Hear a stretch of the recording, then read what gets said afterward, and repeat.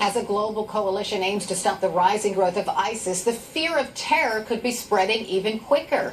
More terrorists are using ISIS's game plan, kidnapping and beheading ordinary citizens to spread their message.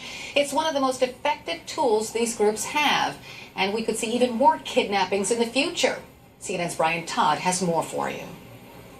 A blood-curdling page out of the ISIS playbook. Militants stand behind a French hostage in Algeria. He speaks. They speak. Then they behead him. These terrorists are not under ISIS control, but they've pledged allegiance to ISIS leader Abu Bakr al-Baghdadi. In the Philippines, another terror group, not affiliated with ISIS, still threatens to execute 2 German hostages if the Allied bombing campaign against ISIS doesn't stop. They come on the heels of 3 hostage executions by ISIS on videotape. With airstrikes intensifying, will this tactic of abduction spread? Will more Americans and others from allied nations be at risk from ISIS and its supporters? There's every reason to believe that when you start to antagonize them and increase the attacks, that they're going to do what they can. They're in survival mode, so this is a tactic which they do all the time to raise money, to influence societies, and to legitimize their organization. So there's no reason to doubt that they're going to do everything they can. U.S. intelligence and counterterror officials wouldn't comment when we asked if they're worried that airstrikes will lead to more hostage-taking.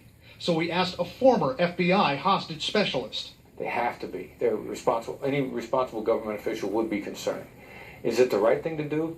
Militarily, where they're killing people, has to be disrupted. So it's the right thing to do, and they're concerned. ISIS is now threatening to behead another hostage, British aid worker Alan Henning, whose wife just received an audio message from him pleading for his life. Analysts say with ISIS coming under much more military pressure right now, abductions might be their most effective and highly visible weapon. Get some tremendous publicity. These murder videos are really recruiting videos, and they're really after getting more followers, and they're after more funding. And that's the principal reason for this. They need to show themselves as a force to be reckoned with.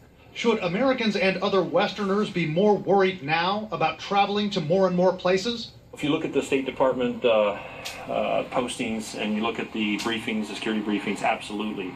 It increases the threat environment. It puts any American or coalition member of society at risk because you're a more valuable target. But former FBI hostage specialist Chris Voss says it isn't any different than if you're in a neighborhood you shouldn't be in any city in America or elsewhere.